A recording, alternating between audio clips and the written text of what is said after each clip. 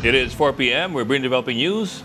And the stories behind the headlines. This is StoryCon. I'm Regina Lay. I'm Ed Lingao. Some stories are watching this Tuesday, August 18. President Ferdinand Marcos Jr. has ordered a thorough investigation into the fatal shooting at the Ateneo de Zamboanga University. In a statement, he expressed condolences to the families of the victims and said that schools must be among the safest places in the country. The chief executive also called for stronger safeguards to protect students from similar incidents. Earlier, the Ateneo de Zamboanga confirmed 2 fatalities and said it is coordinating with authorities to establish the full details of the shooting. The school also appealed to the public to avoid sharing unverified information and to respect the privacy of those affected by the tragedy.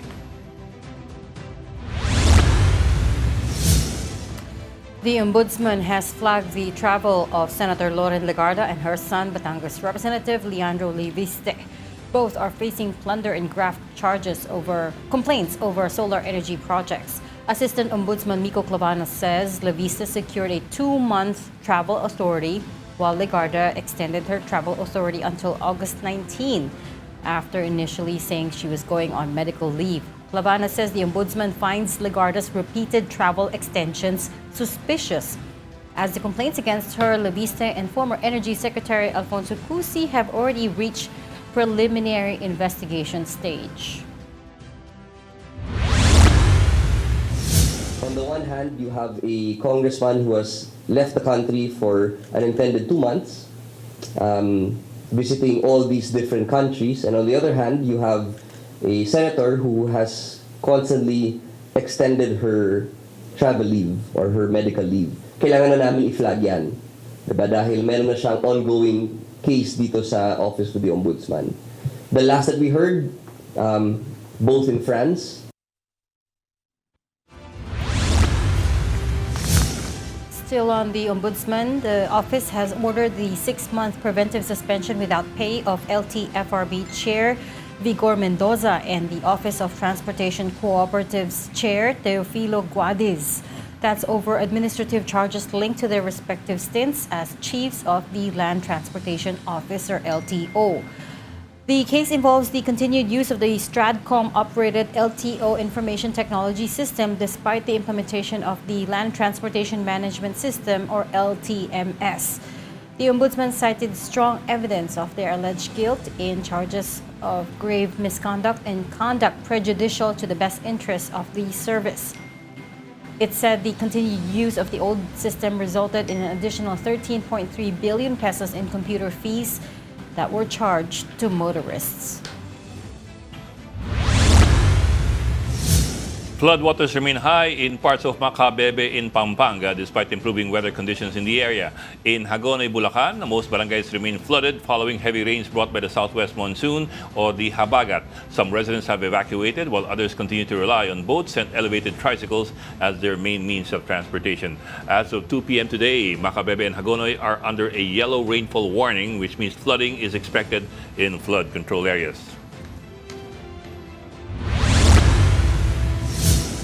Public Works Secretary Vince Dizon says Filipinos are right to bash his agency over persistent flooding. Dizon made this admission in today's Palace press briefing, saying that the DPWH inherited a mountain of decades-old issues. While he clarified that there is no instant fix, he promises uninterrupted operations to fast-track localized flood solution. Dizon also assured the public that infrastructure reforms are actively moving forward. Problema dito sa departamentong to eh. Tama lang yun. Pero, kailangan, isa-isay natin aayusin yung mga problemang dekada na ang binigyan. Nagkapatong-patong na lahat yan. No? So we just have to fix every problem that we are faced with. No? And sabi nga ng Pangulo, we just have to work. Trabaho ka tayo, may problema, ayusin natin. Solusyon na natin. Walang overnight solution, pero nakikita natin pagka maayos ang pagkagawa, nakikita natin may epektong maganda. So, yun lang, tuloy-tuloy lang tayo. Habang nandito ang Pangulo, tatrabaho lang kaming Secrex, General Torre, walang tigil. So,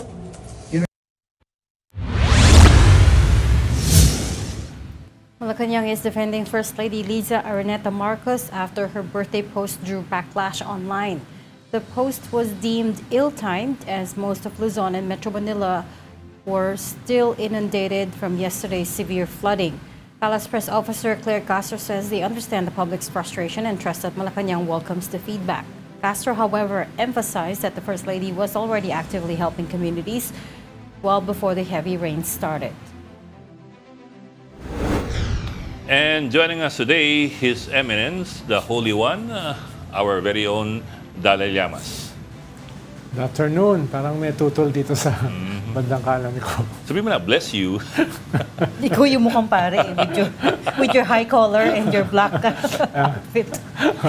In nomine Patris et Filii. Oh, yun, bagay, with et the voice. Spiritus Mas Sancti. pa naman yung ambience na, and I'm sure not from the weather, What's it from? from the company. From the flooding. Hindi ka pa ba galit? Or is everyone not... Buong araw kahapon, I missed 3 appointments and was late Grabe for kahapon, 1 oh. hour for 2 appointments. But you know who's never Yeah. late is Philippine Star Editor-in-Chief, Ayun. Ami Kamintuan. Oh. Hi, Ami. Ami, nakamute ka. Ganda naman ang suot ni Ami. Hindi nga late, wala nang audio. Touche. Touche. Mag-sign language ka lang, Ami. Wala pa rin, wala Yeah, pa there rin. you go, Yan, there you go. Oh, yan. Yan.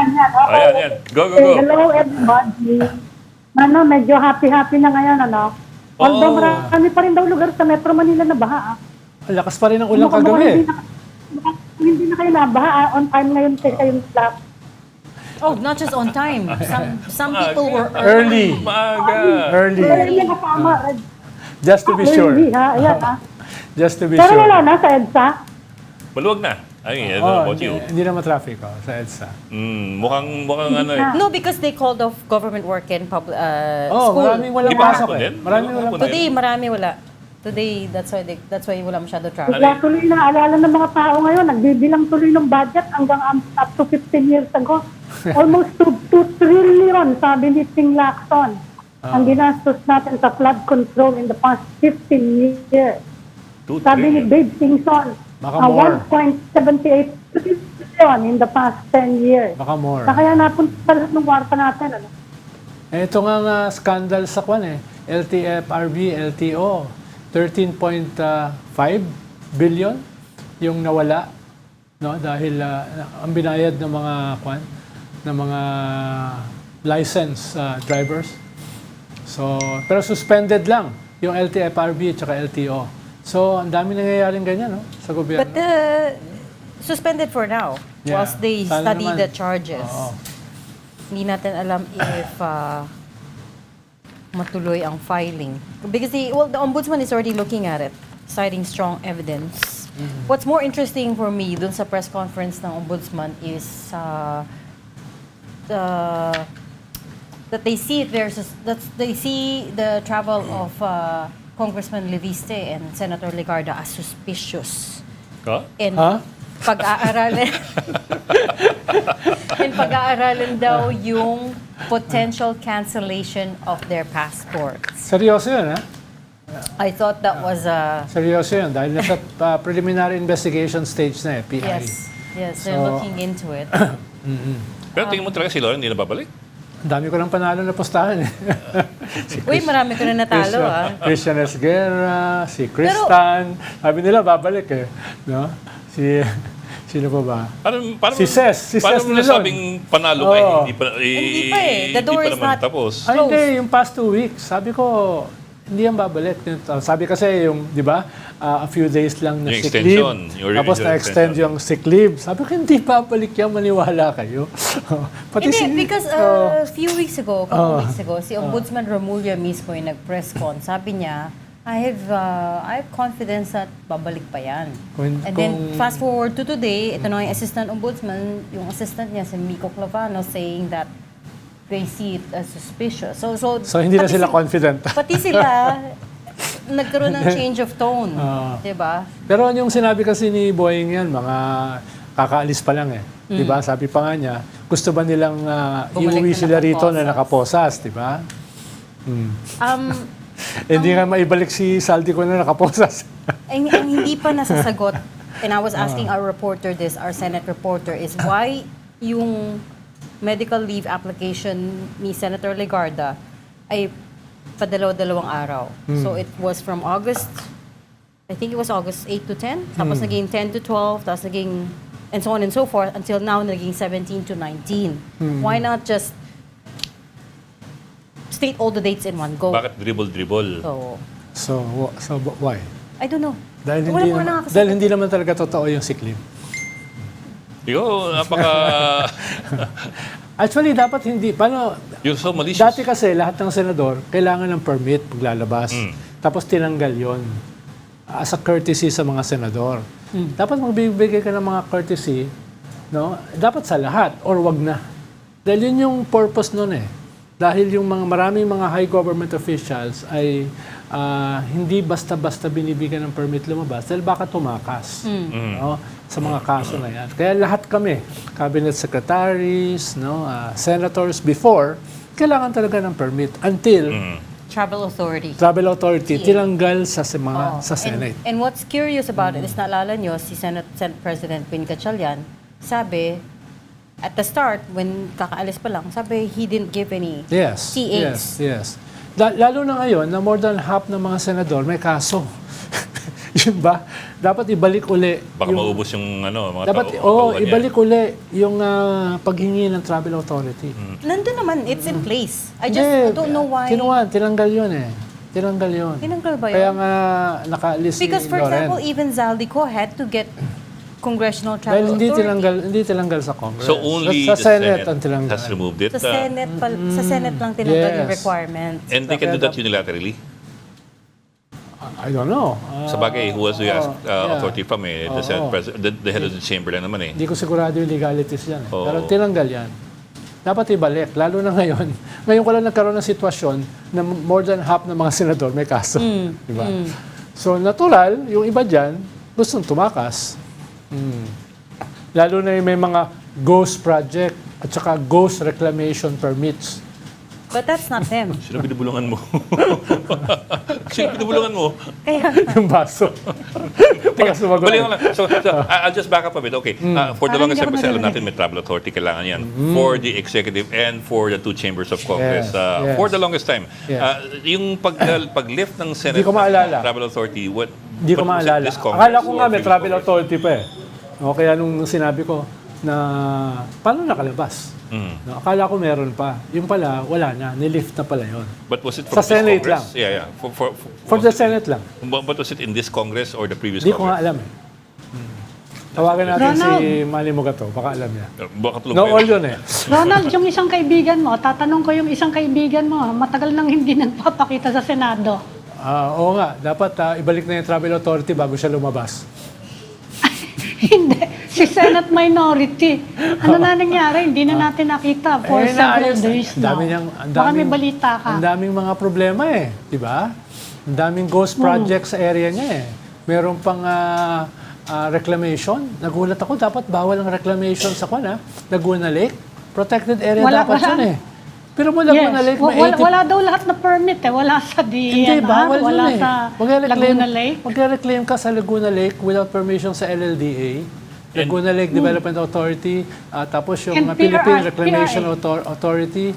Bawal yun eh. And the point That's of the that should be a protected area. The point of the Manggahan Floodway is to bring the floodwaters to Laguna Lake for temporary storage. Yeah. Kung magre-reclaim ka doon, binawasan mo yung storage area mo. Correct. Ang laki nung nabawas doon.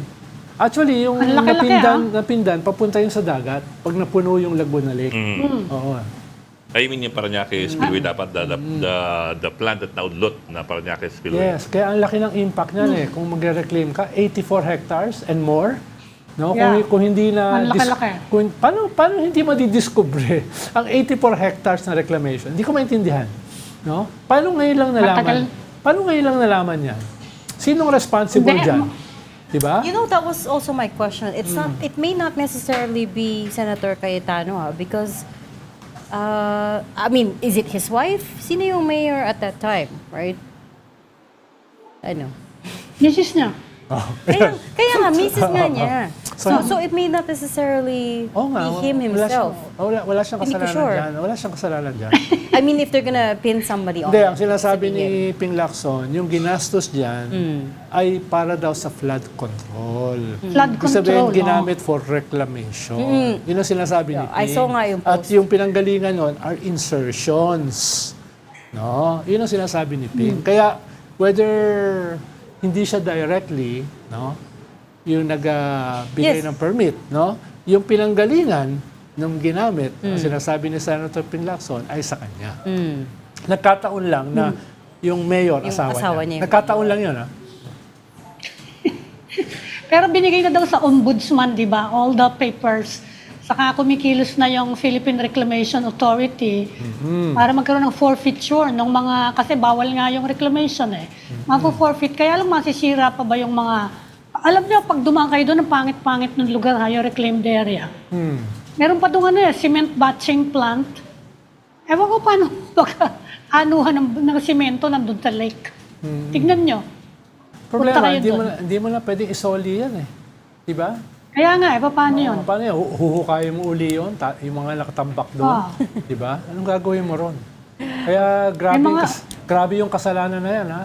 Eh, ang problema Kaya nga sa nga. ating Laguna Lake, ang babaw na dahil sa silt. Yeah. Diba? Ang Silt. babaw na, tapos dinagdagan mo pa ng reclamation. Yeah. Diba? Yeah. Tapos sasabihin mo, yung reclamation, flood control. No? Yeah. Well, speaking of Dapat Ano dyan, yan? yung may kasalanan dyan, dapat ikulong, tapos itapon yung susi ng kulungan. Yeah. speaking of flooded Yung ano, flooded towns, let's check in on the situation in Bataan. Some towns Yeah. remain flooded. News 5 correspondent Mon Gualvez is there. Mon, kamusta na dyan? Hi Regina, currently talagang may mga baha pa rin dito sa malaking bahagi ng Bataan, particularly in two towns. That is one here in Dinalupihan and the other one is in Hermosa, in which ito talaga yung grabing apektado ng baha. In one barangay in Almacen, talagang mala water world ang itsura nung naturang barangay when we had a drone shot or drone shooting doon sa area na talagang lahat ng bahay flooded, no, lubog yung first floor ng kanilang mga houses, even the schools, the church, lahat talagang pati yung mga palayan lubog sa tubig, no, dahil nga ito sa malakas na ulang ibinuhos ng habagat or dala ng habagat nitong mga nakaraang araw. At ang pinaka problema dito, no, yung water system ng barangay. Aminado yung barangay official na nakausap natin kanina na the more days na flooded yung kanilang lugar, ang pinaka-concern nila is yung water system nababad din sa tubig, no? Nagiging contaminated daw yung water, kaya medyo kakaba-kaba sila in terms ng malinis sa tubig. No choice sa mga residente kundi lumabas, magbangka, no, para pumunta sa pinaka-poblasyon at makabili ng malinis sa inuming tubig. So dagdag ito sa concern and gastos ng mga residente dyan sa may Hermosa, Bataan. Marami pa rin ang lubog sa tubig kahit na halos the whole day today, hindi na masyadong umuulan. Pabugso-bugso pero hanggang ambon na lamang ang nararanasan sa mga oras at araw na ito. Pero mabagal at matagal talaga, no, yung pagbaba naman ng tubig dito sa lugar. Amon, natanong mo ba dyan kung mayroong mga flood control projects dyan? Dahil yung isang undersecretary ng DNR, nagsalita siya a year ago, sinabi niya, mas masama pa nga yung mga lugar na hindi dapat tinayuan ng flood control, pero tinayuan, lalong lumala yung flooding. Diyan ba, meron ba diyang mga flood control din na in a way nagpalala sa baha? In a way, merong mga flood control projects dito, Ronald, na suspend yung pinakaginagawa dahil sa anomaly, no, mula nang madiskubre at talagang pumotok yung kontrobersya, nahinto yung mga flood control projects kaya napinbin. So technically, mas bumabagal lalo yung pagbaba ng tubig dahil nga sa mga nakatiwangwang na mga proyekto. Pero inaasahan nga kasi sana nila dito matapos yung mga dike dahil halos konektado na, no, sa bahay yung tubig na nanggagaling sa pinakailog malapit dito sa lugar. Kaya talagang mabilis mabaha yung barangay kapag umaapaw itong ilog. Ang inaasahan kasi nila, kung matapos daw sana yung flood control project na binabanggit, baka makita nila yung difference. Ngayon kasi hindi nila makita, kundi ang nakikita lamang nila is baha. At mas naging Yes. baha dahil nga nakatuwangwang lamang yung hindi natuloy pa na flood control project. May science kasi dapat ang flood control. Kaya tinitingnan nila ano ba talaga yung pinanggagalingan ng flooding. Dapat Ang problema, holistic. yung mga mayayaman na politiko rin, may mga properties sila, mga plantation, etc. na pero protektahan. Kaya yung flood control ay ginagamit nila to divert yung flood away from their properties papunta dun sa mga hindi nila properties. Yun yung dapat pag-aralang maigi. Paano nangyari yun? No, to protect the properties of these rich politicians, rich capitalists, ang nasasalanta yung mga populated areas. Tapos mag-appreciate yung value ng property nila. Yes. Mon, That is nabanggit one. ba ng mga Yes, tao Ani. dyan kung unusual yan? Yung flooding na na-experience ngayon, unusual ba yan o itong mga nakarang taon, ganyan lagi sila? In Barangay Almacen, Ami, talagang perennial problem na talaga nila yung baha dahil nga katabi-katabi lang sila ng ilog. So ang bilis na umapaw ng ilog, so talagang hinihilingan nila madredge or madissilt itong ilog dahil nga ang bilis umapaw. At talagang nanggagaling din dito yung mga tubig ng Pampanga, galing Pampanga River, dito rin babagsak halos, even yung mga upper barangays and towns dito sa Bataan bago lumabas ng Manila Bay. But here in Dinalupihan, this is a very rare scenario, sabi ng MDRRMO, because ang pinakahuli daw na nangyari yung ganitong kalakas na ulan na nagdulot ng pagbaha sa lahat ng 46 barangays on the said town is nung 2014 pa. So talagang nagulat daw sila sa volume ng water na bumagsak at nagdulot nga ng pagbaha sa maraming barangay or lahat ng barangay dito sa Dinalupian LGU. Although, as of the moment, unti-unti na rin naman nagsusubside ang lahat. Siguro mga nasa 20 barangays na lamang out of 46 barangays ang flooded pa rin until this point in time dahil mabagal nga ang pag-subside ng tubig. Kahapon kasi talagang even the main roads non-passable, no, dahil sa taas pa rin ng tubig. So the last time they had flooding like that was 12 years ago, if I get you right. Does that mean na ganon katindi ang ulan ngayon or lumala lang talaga yung flood control infrastructure diyan? Or both? Nung tinanong natin kung bakit hindi kinaya, no, yung amin ng tubig in terms of the drainage, no, at least yung water system nila pa kahit paano, ang sinasabi ng mga officials dito, sadyang malaki daw talaga yung volume ng tubig kaya tila nabulunan daw yung kanilang drainage para ma-subside itong baha na ito na ganong karami, no? So kasi we are also asking if they are updating it as part of their flood control mitigation projects, no? So they have no idea on this pa nung tinanong natin, and talagang hinihiling lang nila mapalawak pa sana raw yung drainage para kung magkaroon man ng ganitong pagkakataon uli na bumuhos ang malakas na ulan galing pa sa kabundukan, madali din naman daw makakaya ng kanilang mga kanal or drainage. Mon, Okay. gaano kataas yung kinatatayan mong tubig ngayon? This one is up to knee level. Nasa pinakabungad lamang kami pero doon sa pinaka-school, halos siya. Hanggang tuhod pa ang tubig. Bumaba na yan kasi kanina nasa hanggang bewang pa yung tubig dyan. The evacuees are staying dito naman sa covered court ng paaralan para hindi na maapektuhan din yung classrooms eventually. Baha rin. Residente dito, yung mga classrooms daw mataas, no? In-elevate na rin nila yan kaya hindi naman maapektuhan kapag nagbalik klase na. Ang problema, yung dadaanan nila. Yeah. Oo. Paano ka aabot dyan? Kaya nga. Okay. Yun ang Alright. problema. Thank you so much for your reporting, Mon Gualvez, coming to us from Bataan. Salamat. And mag-ingat ka, Mon. Thank you, Mon. Sorry. Thank you, Mon. Saka hugas ka ng paa. We had to Oo nga. Cut Baka that. malepto. We had to cut that a bit because our first guest for the day Oh. is ready. We're talking to San Juan City Mayor Francis Zamora, who is also the president of the Metro Manila Council. Welcome to Storycon, Mayor. Yes, good afternoon, and thank you for having me on Storycon. Thank you for making time for us. I know Good it's been a afternoon, busy few days, pero I think you heard the reporting of our reporter in Bataan. Kayo, sir, ano po yung assessment nyo sa pagbaha and the impact of the torrential rains on Metro Manila? Apo, pasensya na ho, I only heard about the last 10 seconds of the previous okay. report. No? So, but based on your question po, no, I would like to share with you that earlier today we had a Metro Manila Council meeting, and it was reported by MMDA Chairman Don Ortez that yesterday 200 millimeters ng ulan ang bumuhos sa Metro Manila in just 5 hours.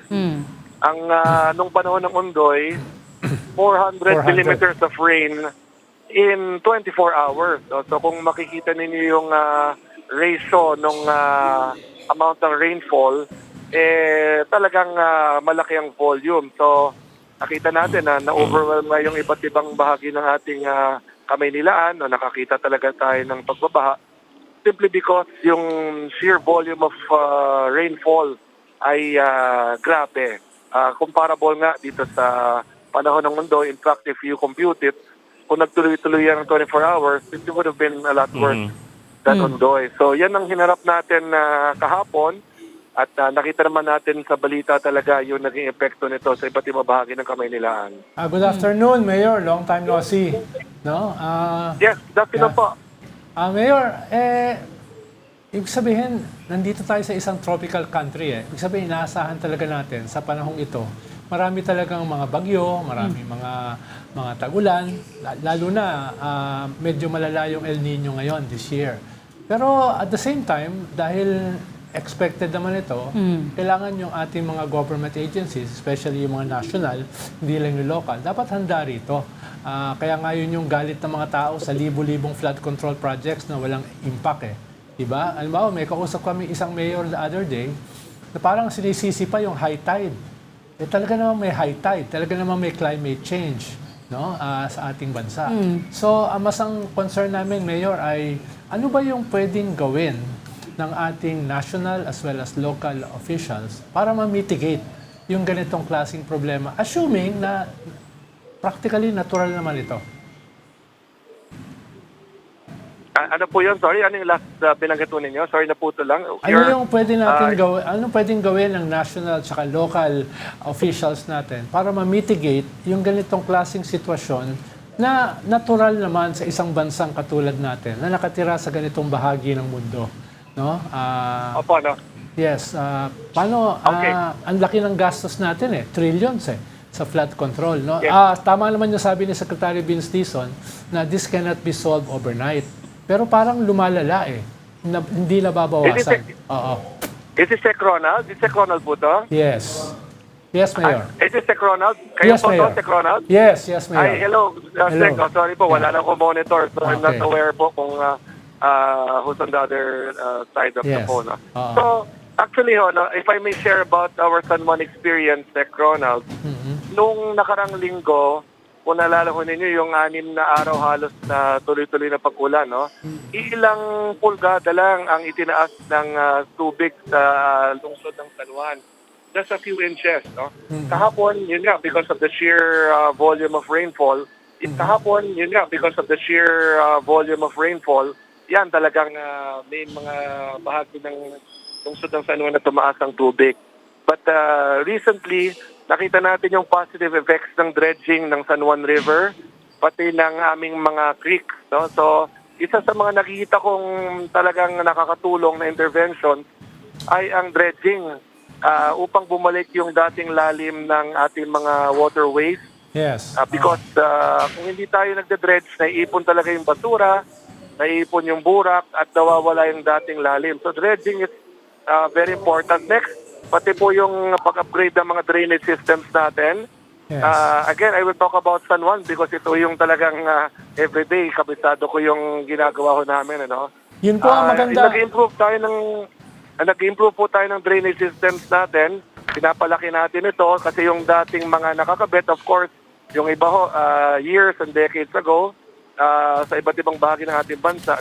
So kinakailangan talaga you have to upgrade this, mas malalaking mga culvert, para nga yung volume ng water, mas malaki ang nakakadaan.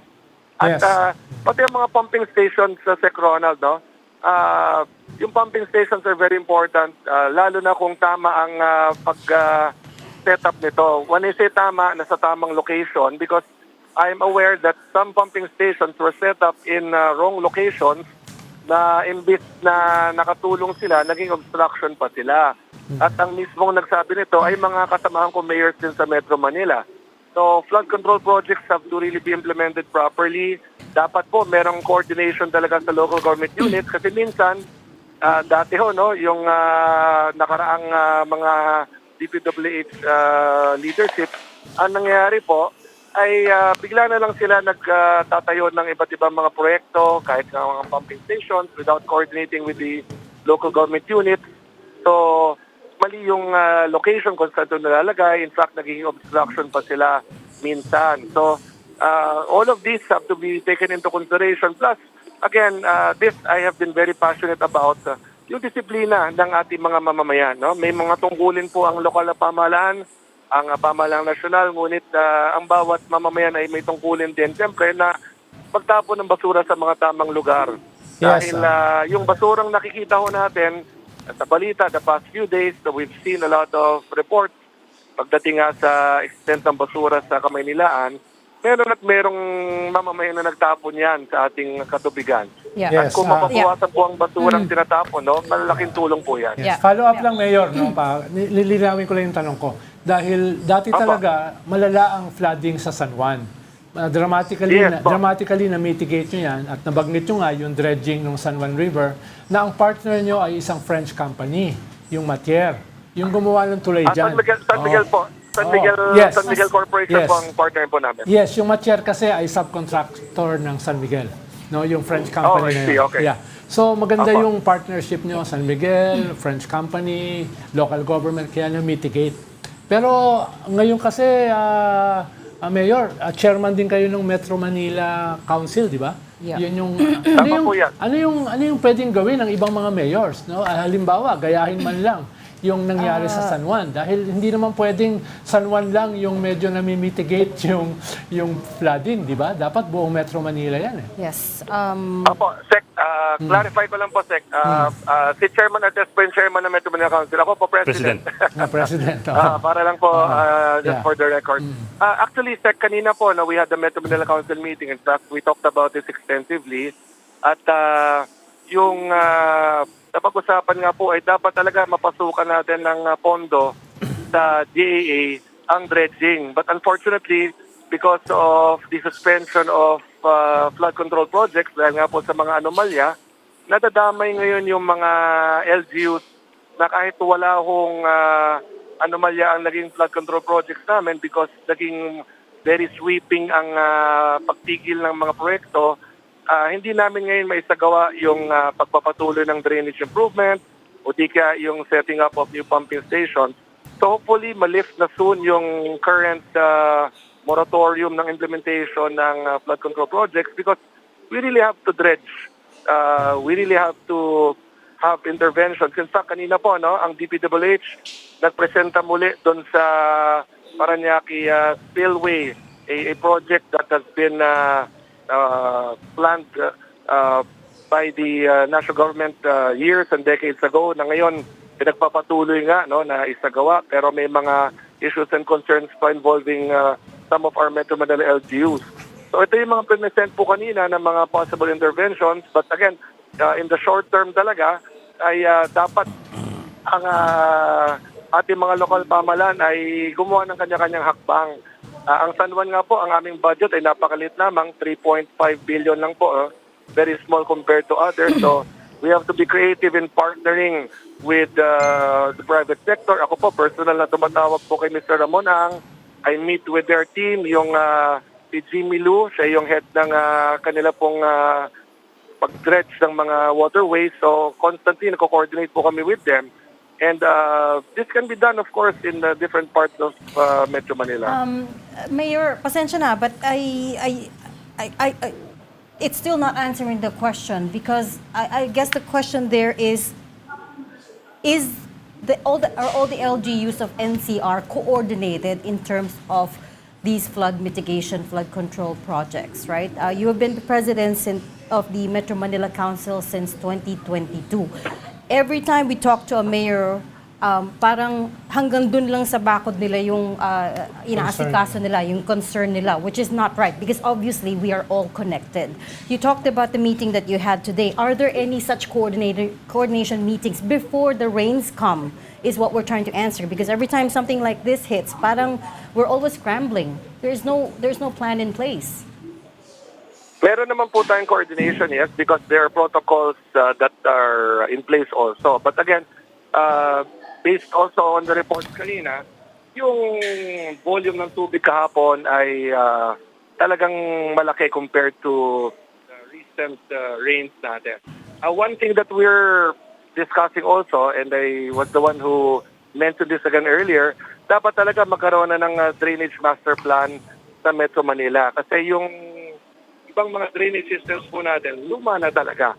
And that's something that mayors really accept, no? Na yung ibang mga existing drainage systems, luma na, di na kaya yung volume ng rainwater ngayon. So, earlier, Undersecretary Sadain of DPWH was there. He mentioned that umaandar na ang ating Metro Manila Drainage Master Plan. Dapat talaga makamove on tayo nito kahit phase 1 for now because we have to ensure the interconnection of our drainage systems underneath our roads kasi interconnected po talaga yan. Ano? So, isa yan sa mga nagiging problema kasi minsan yung mga drainage systems natatayuan ng mga structures, nagkakaroon na ng mga obstructions, yung iba hindi na siya nag-interconnect with other LGUs. So, a lot has to be done. We are very much aware of that, but we also need a lot of help from the national government kasi kung kami on our own talaga, hindi naman lahat merong sapat na budget to undertake all of these improvements. So these were brought up earlier. In fact, I will formally communicate with the DPWH Secretary Vince Tizon about the request for dredging. Ganon din sa MMDA, nagbanggit na rin nga si Chairman Artes. No? So we really have to get it into the budget ng ating national government para magtuloy-tuloy yung dredging sa iba't ibang waterways, not just in San Juan River, but in other rivers and creeks in Metro Manila. Tama ka, Mayor, no? Mayor. Kinakailangan talaga ng master plan sa drainage. Dahil wala namang magkakaroon ng maayos na flood control nang walang master plan sa drainage, sa Everything. waste management, at saka sa flood control. So dapat talagang may integrated, holistic na Plano. na master plan, no? Siguro kailangan din ng master plan sa ating mga politiko. Ami, Mayor, meron kayong local government support fund, napakalaki. In fact, dinoble ngayong taon eh. Wala ba doon na portion doon na pwede niyong gamitin for your own flood control interventions? Kasi meron din naman mga area dyan na hindi under DPWH eh. Ami, alam niyo, unfortunately, no, because of the controversy, ang flood control projects ay hindi po isinama sa menu ng pwedeng paggamitan ng local government support fund. No? So, ang kasama sa menu ay halimbawa mga medical equipment, hospitals, farm-to-market roads, multipurpose buildings. Talagang hindi po isinama ang flood control projects. Again, because of the controversy that our country is facing when it comes to the flood control anomalies. Kaya nga ako po, sana talaga ay magkaroon na ng closure itong mga issues sa flood control. Kasi although nagkaroon ng very negative connotation na ang salitang flood control, ang katotohanan, kailangan naman talaga natin yan. Kailangan natin mag-improve ng mga drainage systems, mga pumping stations. Ang problema nga ay nagamit sa maling paraan ang pondong inilaan ko para dito. Sir, you mean So under phase 1, ano yan? Yung sinasabi niyong phase 1 for the integration of flood control in Metro Manila. Anong ibig sabihin yan? Saka gaano katagal yan? Kung phase 1 yan, ano ba yan? What will it entail? Anong makikita ng mga tao? Drainage master plan po ito, Ami. This is Ami, right? Sorry, yes. I'm just basing it on your voice, Ami. Pasensya na. Yeah. So, kanina nga po na pinareport natin ng DPWH. So, nasa initial phase pa lang siya. No? And we know it will take time, it will take funding dahil buong Metro Manila nga ito. But importante, maandar siya kahit yung phase 1 man lang may ma-present sa amin. Phase 1 is the feasibility study.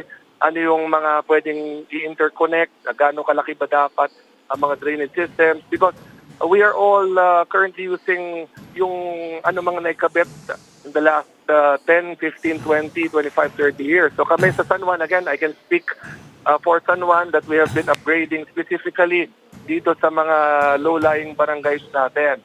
So ito yung dapat na ginagawa sa iba't ibang bahagi nga ng Metro Manila. But halimbawa kami, ang boundary namin, Mandaluyong, QC, and Manila. We have to ensure that once it goes beyond our boundaries, so, mag-interconnect pa rin yan. Kasi nga sa ilalim naman ay connected talaga ang mga drainage systems dapat. Pero only a master plan will ensure the interconnection because possibly, again, pag merong mga DPWH projects or even local government projects na ginagawa, ang tanong, pag ito ay lumagpas na sa boundary ng LGU, nag-interconnect ba ito? Diba? Nag-harmonize ba ito as it flows to the other LGU? So that's part of the importance of the master plan to see nga kung talaga bang yung tubig natin ay magfo-flow beyond yung borders ng LGUs. Sir, klaruhin ko lang. So, I mean hanggang ngayon na meron pa ring general moratorium on all flood control projects.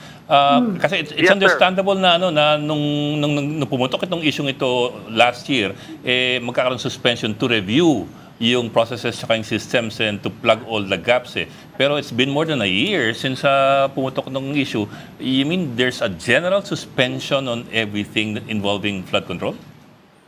Sa ngayon po, wala pa rin siya in terms of implementation. Kasi nga, yung budget yung current budget ay talagang connected pa rin dito nga sa mga nangyaring anomalya. Kaya kami ako personally, umaasa ako na malift na itong moratorium. Yung mga na-implement na existing project, ito pa yung mga savings ko from previous years.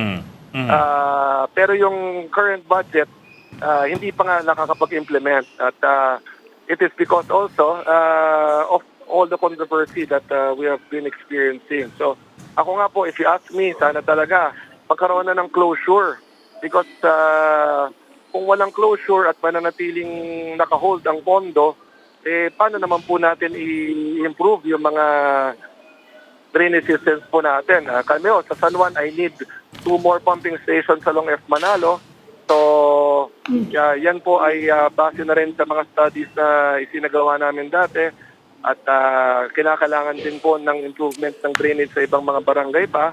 At yan po, talagang inaasahan namin na sana nga po ay muling maipatupad na ang pondong inilaan para sa flood control. Pero talagang dapat naman na mabantay ng mabuti po ito. Sa San Juan, I can honestly say, wala ko kaming ghost projects. Alam po yan ng aming mga constituents at well-implemented ang mga proyekto namin. That's why we are seeing that compared to previous years, nagkakaroon po ng marked improvement pagdating po sa aming flood mitigation. Of course, there's still a lot to be done. We know that, we recognize that. Pero nakakita na tayo ng vast improvement talaga pagdating po sa pagbabaha. So the budget for the dredging activities in San Juan, galing po sa ibang line items yon, Mayor? Or private? Galing po siya sa San Miguel Corporation, ma'am. Okay, so you part of the partnered with... Oplan Kontrabaha po yan. Okay. Yes, yung Oplan Kontrabaha po kasi, yan po ay isang whole-of-nation approach. And San Miguel Corporation and Metro Pacific Corporation are helping us. Ang San Miguel po ang naka-assign sa San Juan. They are assigned in other LGUs as well. In Metro Pacific naman sa ibang LGUs din. But bakit hindi pwedeng... Nung gumawa ng tulay ang San Miguel sa San Juan, kasama yon sa kanilang kontrata. Okay. Na lilinisin nila regularly yung river. That's good. It's Yun yung it's one kanila. way, you found a way to work around the limitations, Mayor. Pero why can't the other cities do the same? For example, Parañaque was really badly hit this time around. I mean, again, asking you in terms of your position as the president of the Metro Manila Council. Yes, ma'am. Meron naman pong kanya-kanya mga flood mitigation projects po ang ating mga LGUs sa Metro Manila. But of course, specific, mas alam po nila yan. Hindi, If I kaya may- nga, if I may- kailangan nga ng holistic na approach to this, Mayor. Hindi pwedeng kanya-kanyang LGU lang because otherwise we're gonna end up with the same thing every single year. And then, The master plan will be a big help, honestly, because again, right now, wala ho tayong isang master plan na pwedeng Yes. sundan. No? That's the reality here. Yes. Wala tayong isang overall Metro Manila drainage master plan na pwedeng maging basis. Kaya nga ho, talagang pinupush natin ang MMDA at ang DPWH kasi sila naman po ang mga national government agencies na talagang merong capacity to undertake such a master plan. But we are also very much aware that this will need national funding. Kaya kailangan din ho, may pasok din po yan sa ating General Appropriations Act. Mukhang ang problema naman, Mayor, hindi yung funding. Mas ang problema pa, kailangan pabilisan itong investigasyon dito sa corruption sa mga flood control. At kahit kasi napakaganda ng ginagawa niya sa San Juan, no? Dredging, pumping station, etc. Nasa gitna kayo ng tatlong malalaking mga syudad. Quezon City, Manila, Mandaluyong. So, kahit maganda yung pulisiya nyo, babaha pa rin kung yung drainage ay barado. Diba? Kung walang water impounding sa ibang mga lugar. So, kinakailangan talaga, katulad ng sabi nyo kanina, ng isang master plan sa drainage. Pag-mapping ng lahat ng drainage system sa Metro Manila at saka sa Region 3, Region 4, dahil doon pa rin nanggagaling yung tubig, para alam natin ano yung mga nakabara, ano yung mga maayos. Tapos dapat malinaw din saan pupunta yung tubig dito sa drainage na ito. At kung walang waste management, babara uli ang drainage dahil walang waste management eh. Kaya lahat yan dapat master plan. Tama kayo. Pero siguro ang tanong, Mayor, ay ano na bang stage yung proposal nyo na magkaroon ng master plan? Is it just nasa langit pa rin ba o meron ng movement para magkaroon ng master plan? Yun ho yung kaninang binanggit nga ni Undersecretary Sadain po, no? Nasa initial phase pa lang po tayo. That's why we were pressing them to really present to us ano ba yung mga next steps moving forward. So, we will update you, Sec, and to all our hosts po, no? Isa yan sa pinag-usapan namin kanina extensively during our meeting, aside from the proposed Parañaque spillway. Kasi nga, no, ito yung proposal na magtatayo ng isang spillway traversing yung Laguna de Bay papuntang Manila Bay. So, it will entail a lot of inter-LGU coordination, no? Yes. Pero yun nga, may mga issues and concerns pa rin na dinaayos. And I'm very much aware kasi halos isang oras kalahati rin namin pinag-usapan huyang kanina sa aming Metro Manila Council meeting. So, a lot of Mayor, engineering sinabi ba kung interventions sino have yung to be gagawa done. exactly nung master plan? Kasi tinanong na namin sa Parañaque yan yung spillway na yan Sa kanila dadaan yung malaking area. At sinabi na nga ni Mayor, malaking problema yung right of way. Saka panahon pa ni Pinoy, pinag-uusapan na yung spillway hindi wala nangyayari. Sino ba exactly ang mag-undertake ng master plan? Are you, will DPWH handle it at mag-hire ba ng gagawa ng feasibility study? O anong balak ba talaga? Yes, Ami, I want to clarify lang, no. Yung drainage master plan is separate from the proposed Parañaque spillway. Pero both of these undertakings, ang DPWH kanina ang nagpapaliwanag. So, these two are under DPWH. Pero when it comes to the drainage master plan, MMDA, si Chairman Ortez, binanggit nga kanina kay Undersecretary Sadain ng DPWH na of course MMDA will always be willing to collaborate and coordinate with DPWH pagdating dito. Kasi kami naman sa Metro Manila mayors, no, regardless if it is DPWH or MMDA, importante lang sa amin umaandar, no, ang mga undertakings nito. Kasi kami as mayors, kami naman po sinisingil ng aming mga mamamayan pagdating po sa pagbabaha. So it is to our best interest na matapos ang lahat ng ito sa lalong madaling panahon. But the reality is, these are national government projects under national government agencies. So kailangan din namin na makipag-ugnayan sa kanila parati. this is Mayor, this is the first time you propose a drainage master plan, or have you been proposing every year and hindi lang tinitake up? The nabanggit na ho namin ito last year. But again, hindi kasi sa ganong kadaling gawin, no? At saka, since it's Metro Manila-wide, no? Malaki-laki yung proyekto ito. At ang mahalaga nga, kailangan mapasukan nito ng pondo. At sana nga po, nakikita ng ating national government ang kahalagahan nito because without a master plan, like what Secretary Ronald has been saying earlier, at yan naman po ay personal ko rin paniniwala, magiging kanya-kanya o pananatiling kanya-kanya ang interventions natin na pagdating sa LGUs. Only when we have a Metro Manila Drainage Master Plan will we be able to fully integrate yung ating drainage sa ilalim ng ating mga lungsod. No? So, kaya nga sa master plan talaga, no? Ito yung susundin natin lahat. Moving forward, all projects should be aligned with the master plan para siguradong mag-interconnect nga ang ating mga drainage system sa Metro Manila. Before he was jailed, si former DPWH Secretary Manny Bonoan told us that the MMDA was actually the one in charge of some flood control projects in CR. For example, sa EDSA. Omping. Nasa charter nyo daw yun. Nasa charter ng MMDA. Is that still the case? And is that true? Ang MMC po, no, Metro Manila, ang Metro Manila Council is a policy-making body ng MMDA, pero Correct. MMDA is a different entity. So, just to clarify again, no, so... But of course, you work ang, closely with MMDA. Correct, yes. Pero ang DPWH, meron siyang sariling pondo. Ang MMDA, meron siyang sariling pondo. So, nagtutulungan in terms of, for instance, yung pumping stations, yung dredging, all of these. No?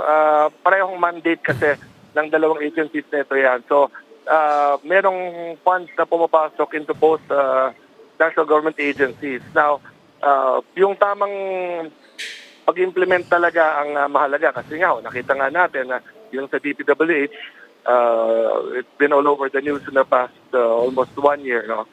Na maraming ang hindi na-implement ang tama pagdating sa mga flood control projects na ito. At yun naman po ay bagay na inimbestigahan na.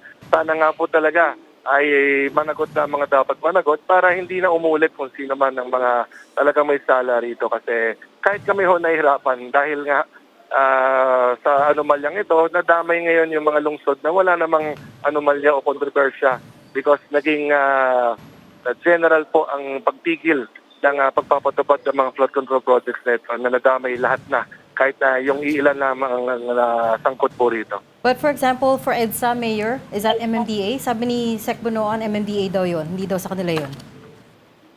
Better, mas ano natin kay Chairman Artes po, I do not have the data. Pero nagtutulungan po yan, MMDA, DPWH, because hindi mo masabing EDSA lang or yung mga national roads lang because nag-intertwine yan, ma'am. No? May overlap. Hindi lang masabing Yeah, of course. vertical seas. Yes, correct. And that's so why- hindi ko masabi na DPWH lang or MMDA lang. I don't have any data Yeah, because, at the moment to answer po. Yeah, the DPWH is also pointing fingers every time we talk to them. But anyways, we'll leave that there. Thanks so much for talking to us and explaining that. Metro Manila Council President and San Juan City Mayor Francis Zamora. Salamat, Mayor. Thank you, Thank sir. you, Maraming Mayor. salamat din po. Tawag lang po pag may katanungan. Yes, Salamat. thank you so much for having me. Salamat, Okay, Mayor. thank you so much po. Opo, thank you po. Thank you, Mayor. You are watching StoryCon on One News. We just need to go on a very quick break. We'll be right back. Please stay with us. This is the Story Conference Group or the Storycon Group.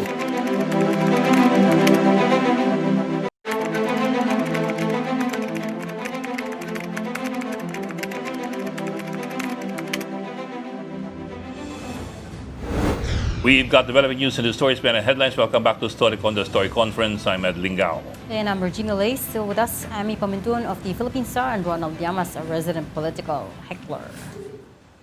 We are still talking about the aftermath of the tropical cyclones and the monsoon rains that just hit us. Let's get to the infra damage in Olongapo, in the Olongapo, Zambales area. We've got mobile journalist Arles de los Santos over there. Arles, kamusta dyan? Yes, Reg, no, alam nyo kanina nakita natin na nagparamdam, no, at nagliwanag nga dito si Haring Araw, pero sa oras na ito, no, ilang minuto lamang tayo bago sumahing papawid.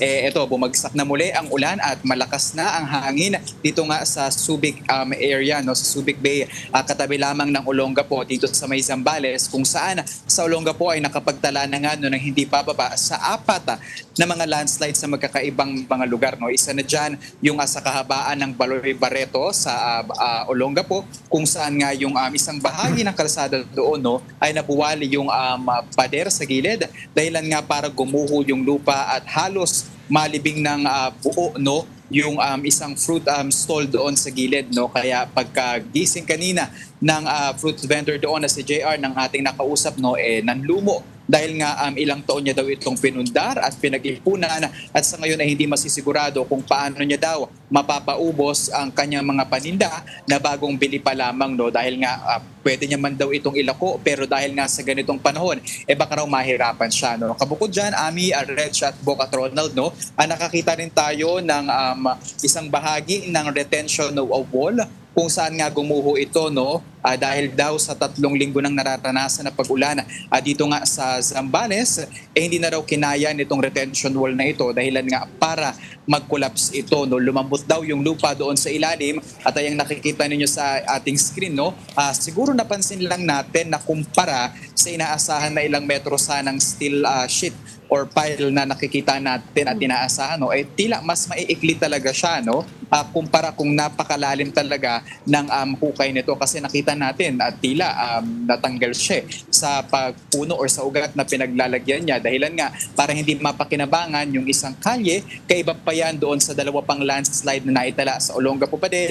May isang paaralan na nagiba yung isang bahagi ng kanilang bakod dahil may malaking bato na nalaglag papunta doon sa kanilang paaralan, no. Though wala naman naitalang nasaktan doon, no, habang yung isa naman ay mayroong senior citizen na nirespondihan sa Cabalcan area kung saan nagkaroon din ng partial landslide. Though ang lahat naman na ito ay so far walang naitalang nasawi o nasugatan sa mga insidente nito.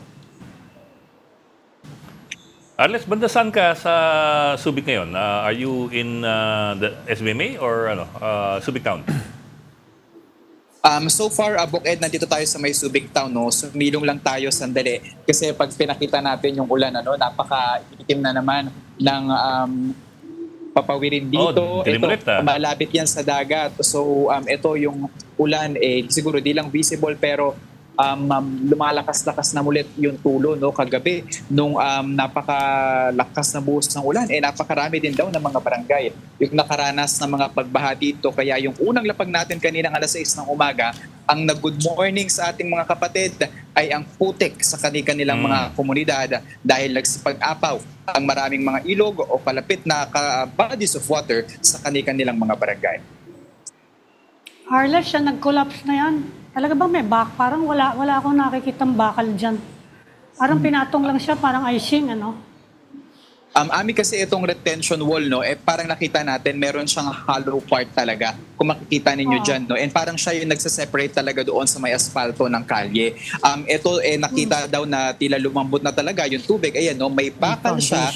Pero kung tutuusin, parang nasa 12 meters yung standard na haba ng DPWH projects for that, no. Pero sa pagsukat natin kanina, at least, no, sa ating personal na pagtingin, tila wala yan sa 12 meters, no. Pero ayon naman sa DPWH Zambales, yung paglambot daw ng lupa yung naging dahilan ng pagguho niyan at sa ngayon ang ginagawa nila ay may temporary na pang-tigil or pang-control ng tubig kung saan meron silang mga boulders na ilalagay para makontrol pa rin yung tubig padiretso doon sa may tila estero or ilog na nasa ibabang bahagi pa nito. Kasalanan talaga ng lupa yan eh. Oo nga. Sisihin yung lupa. Sino nga? Ang anak ng lupa talaga, oh.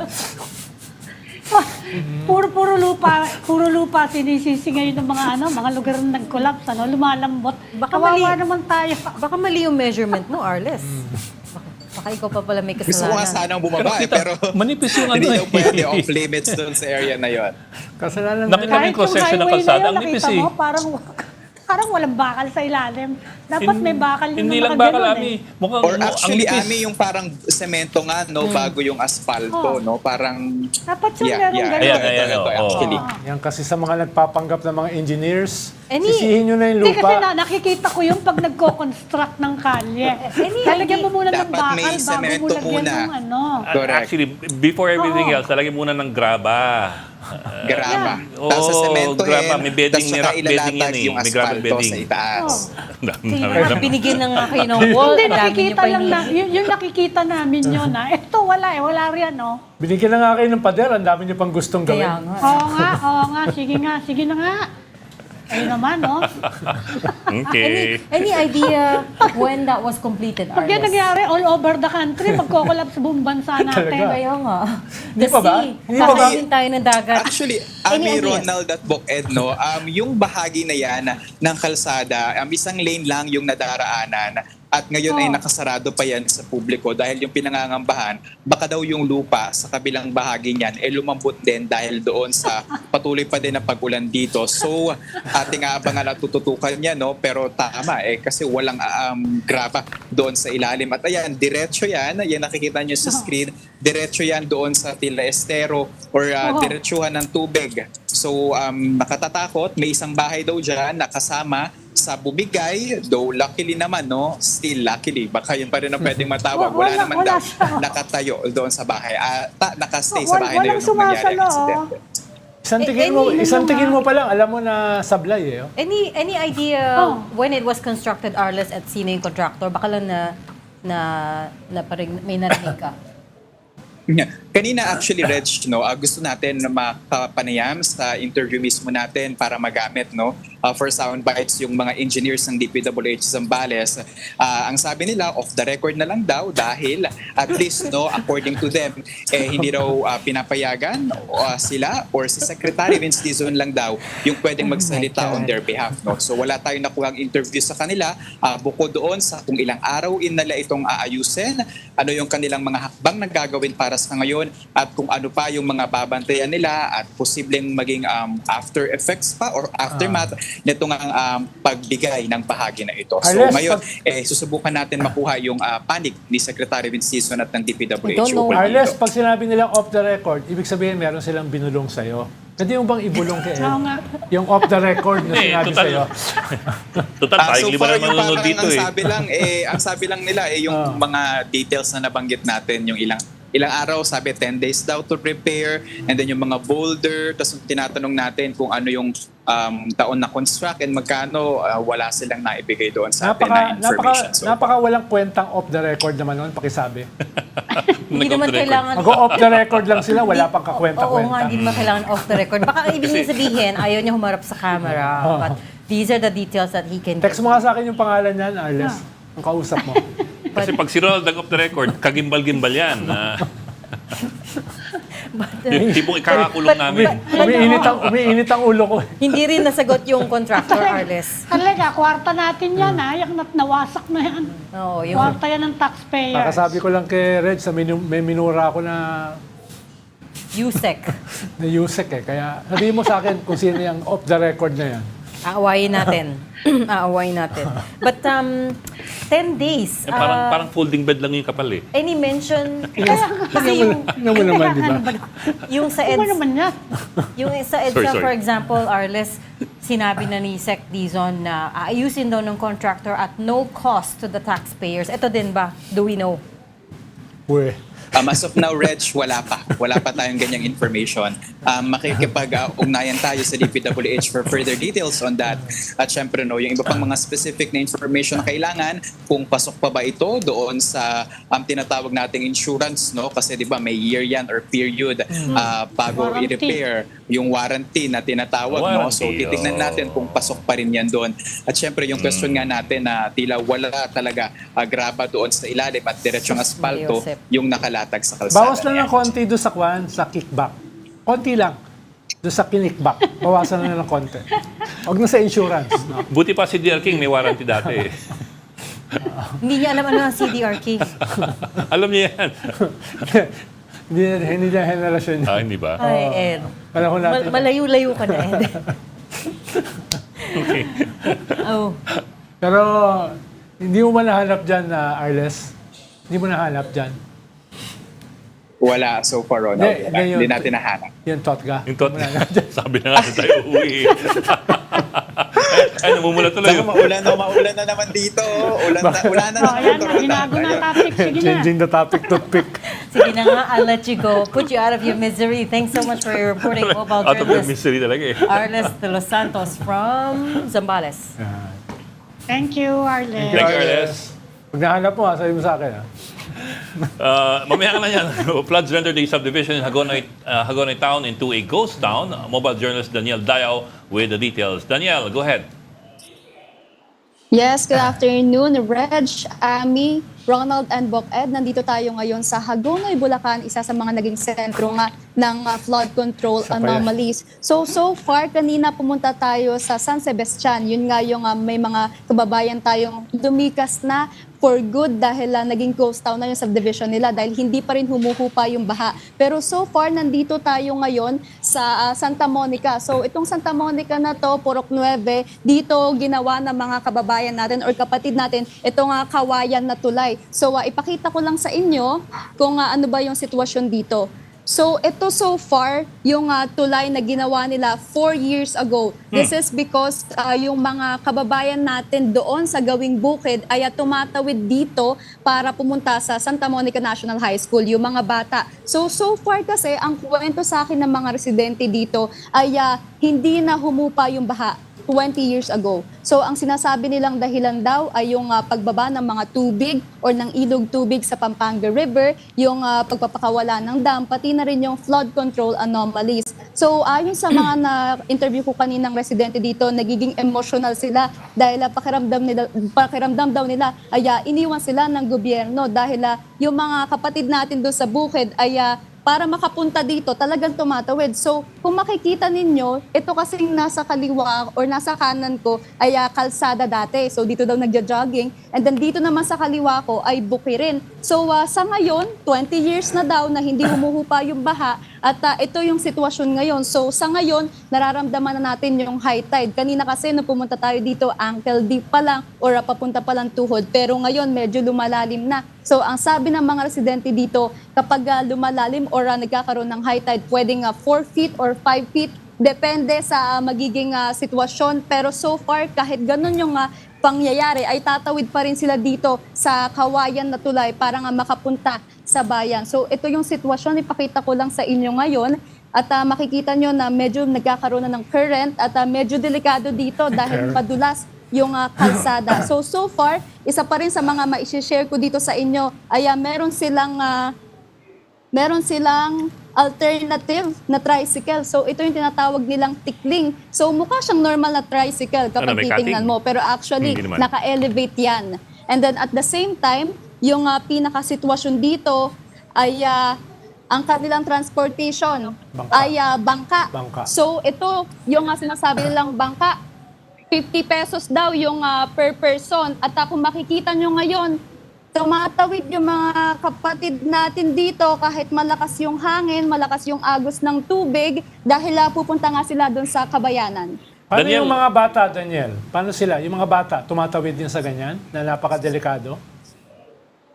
Yes, tama ka dyan, Ronald. Kanina nakita natin mismo yung mga bata, pati yung mga alagang hayop nila, tumatawid sila dito para nga daw makapunta sila sa bandang bayan. Pero ang nakwento kasi nila sa atin, kahit naman delikado, kasi ako mismo ay pumunta doon sa pinakatulay at mararamdaman mo talaga na medyo hindi siya safe kung hindi ka sanay na tumawid sa mga kawayan na tulay. Pero yung mga bata dito, so far, kaya sila pumupunta dati, ay merong school dito, Santa Monica National High School, pero dahil nga hindi na humupa yung baha dito, ang nangyari ay hindi na tinuloy ang extension ng Santa Monica National High School. Doon na sila sa bandang bayan. Maghintay ka muna ng hazard pay, Daniel, bago ka tumawid dyan. Ikaw taga, yun na Pero ang tibay nung tulay, 4 years na yan tulay. Yes. Di ba nasisira? Magaling yung engineer nila pag-applyin natin sa Mas DPWH. mas matibay. Yes, actually, Ami, ang sabi kasi dito, yung mga residente mismo, yung nagkumpuni nung tulay dito para nga daw maalalayan yung mga bata dahil nadudula sila dito sa kalsada. Dahil yung kalsada kasi dito parang may mga algae na, May so lumot madulas na. talaga, hindi safe. Kung 4 years ago, wala pa yung baha dyan, ano yung kinatatuyuan ng tulay ngayon? Ano yung dati? Oo, yung maganda ganyan yung tulay. Yan ba foundation dati palayan? O Dalawang ano? dekada na raw eh. No. Dalawang Yes, dekada tama. na raw Then, may then baha. yung tulay 4 years lang. Yung tulay, oh. 4 Pero years. yung baha, Yung tulay, 2 Tibay, decades. tibay. Tibay. So, Mas matibay siya doon sa So, ano yun- ano yun control dati? sa Marilao.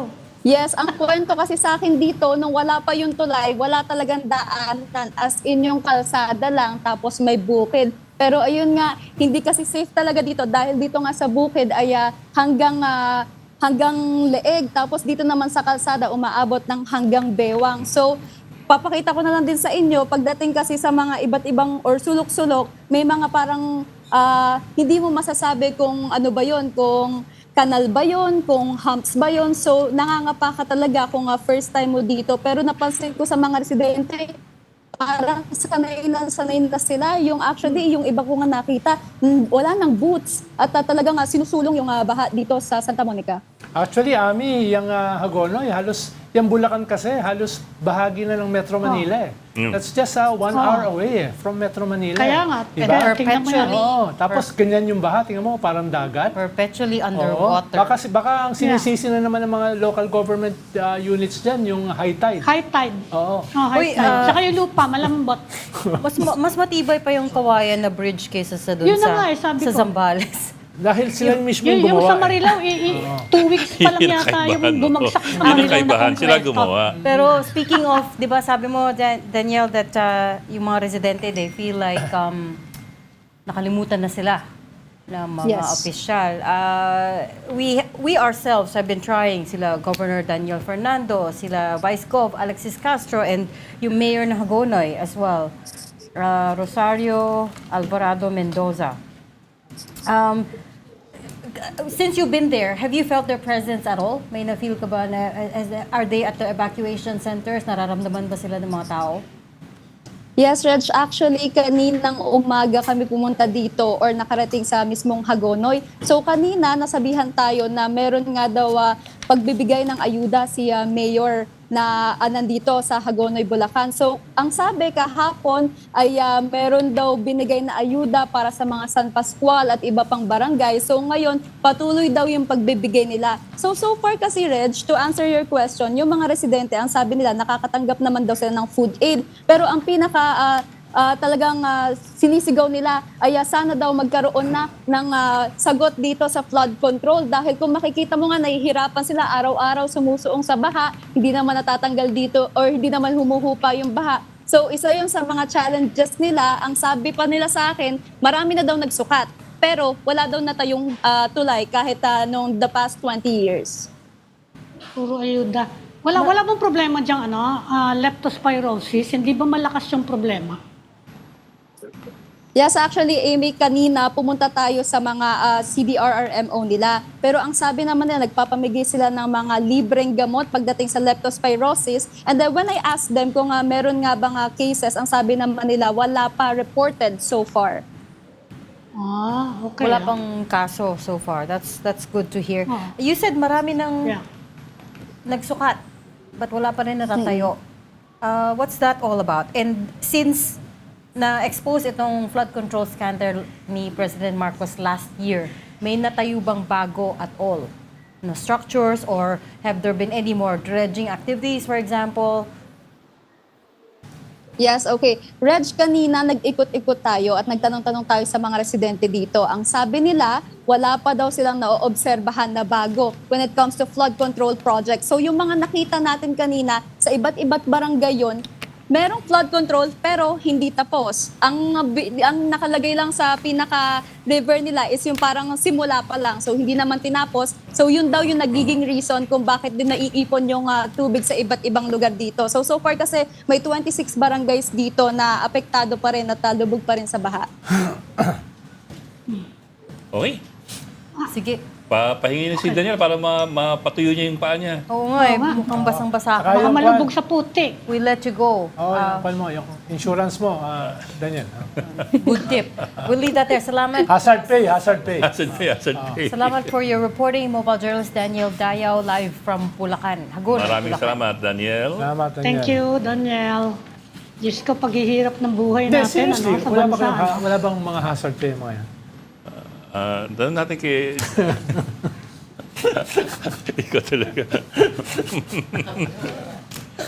Tayo ba, as Paano yan kung taxpayers, ganyan tayo? meron tayong hazard pay for all the politicians that we get? Wala. Oh, yun naman pala eh. Of course. Oh.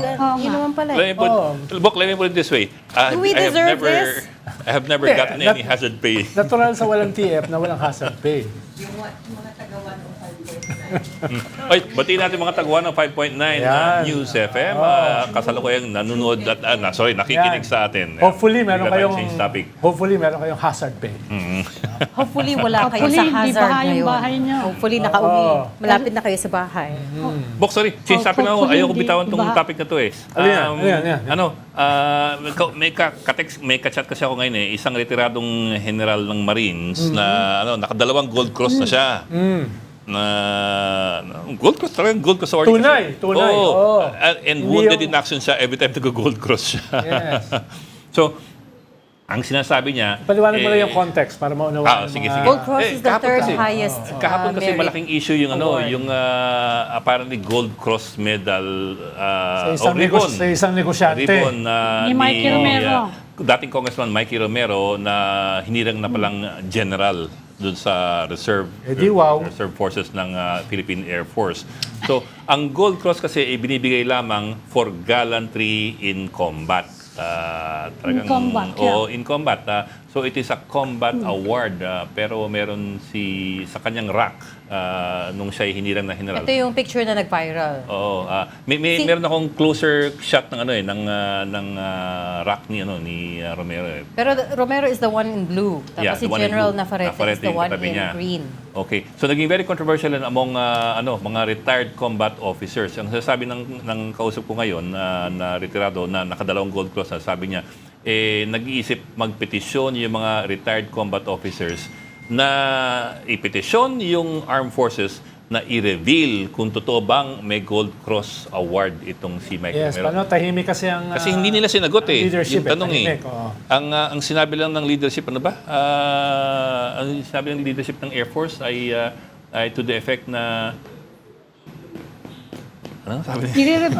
I-review yung protocols They will review nila. and I-review yung strengthen protocols. policies Oo. on the conferment of awards and honorary badges There to you go. reservists. But they have Yan ang not sabi nila. spoken about the individual awards displayed on the rack on the breast of Hindi nila Mikey in-address Romero. directly. At saka kung meron pa bang ibang katulad niya. Mm. Mga politiko at You mean like negosyante you? na binibigyan ng awards para sa mga tunay na bayani, tapos sa kanila binibigay, di ba? Nakaka-cheapen siya nung mga tunay na nabigyan ng awards sa kabayanihan. Diba? Nakaka-cheapen siya. Linawin natin, C-H-E-A-P-E-N, cheapen. Spelling pa eh. Marunong naman ako mag-spelling. But teka lang, before... Hindi, baka yung iba kasi na nagbigay, hindi Before alam- you continue, Ed, there's we just got a statement, breaking news. Basahin mo. Romero categorically denies Gold Cross claim. He has categorically denied that he was ever awarded or possesses a Gold Cross medal of the Armed Forces of the Philippines. Ayun na. So, Yun yung sagot. so yung nakalagay doon sa But kanya. yung photo taken of him. Sabi niya, that's not a Gold Cross medal. But it is a white background with blue background with three white stripes. I will quote him. He says, the award mistakenly identified as the Gold Cross medal by others is actually the Gawad sa Kapayapaan, awarded in recognition of my efforts that helped the AFP acquire 3 brand new C-130 aircraft in 2022 during my time in Congress. Okay. But ang dali lang naman i-disclaim yun, di ba? Madali lang naman sabihin, hindi totoo yan. Okay, Bakit nga, kaya ang binabasa ko Hindi, nga. bakit tahimik ang AFP? Madali naman nila sabihin, Because hindi yan totoo. they're Para- nonpartisan. Ha? They're non-partisan, and this has become a Non-partisan? hot issue. What has that got to do I don't with clarifying Hindi na ko alam. hindi siya gold cross? Baka on first look, for them, mukha din Gold Cross. Okay. I don't Sige know. nga, Let me I just don't know. Pakita mo nga let me kung just show this. itsura. This is a photo taken of General Mike Romero by the Rising Tigers magazine kasi hinirang siya bilang Man of the Year ng Rising Tigers magazine of 2026. So this was in March. Binigyan siya ng award ng yung Rising nasabing Tiger magazine? I don't know. But, they posted this on their Facebook page and they gave the award to Mike Romero and they have several interviews with Mike Romero. So he's alin dyan ang coordinating Gold with them. Cross? Sige, pakita Sa mo. kanilang picture niya, ito yung Gold Cross. Oh. Blue background with Yung 3 nasa white kaliwa. stripes. So itong sasabi niyang badge ng kapayapaan, ito yon, itong nasa Yung may taas. wings. Yung, itong blue ribbon with blue and one white. large white stripe. Blue and white. They look alike but they're not the same. Yung Gold Cross has 3 white stripes. 3 stripes. Yeah, that's the one Saka there. ang mga nag-react dyan, mga kwan din eh. Mga Gold Cross awardees. Mga Gold Cross awardees din. Hindi lang si Ed Lingao. Dagdagan ko na rin. Hindi ko kasi Rising Tiger, that's why I don't know. You also have a ribbon Magazine. here, yung Magazine. Luzon Anti-Dissidence Campaign ribbon. Itong nandito. Ito yung Visayas Anti-Dissidence Campaign ribbon. Ito yung Mindanao Anti-Dissidence Campaign ribbon. The requirement for you to wear this is you have to have had 6 months in anti-dissident campaign or counterinsurgency campaign doon sa lugar na yon. 6 months per.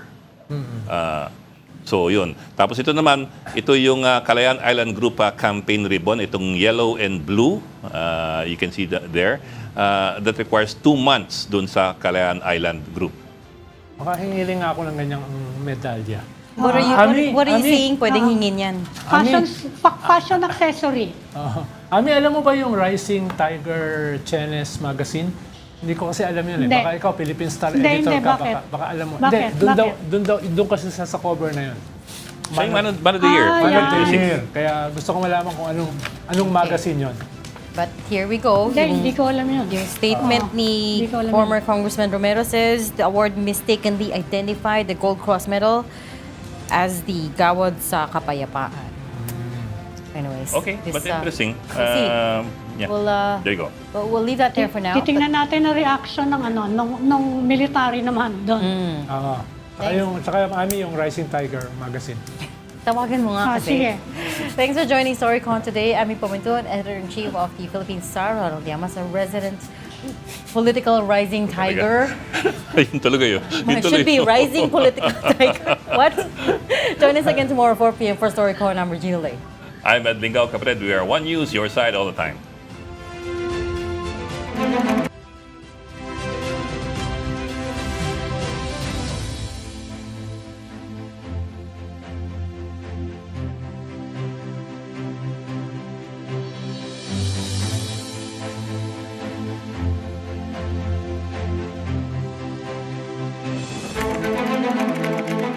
This is the Story Conference Group or the StoryCon Group.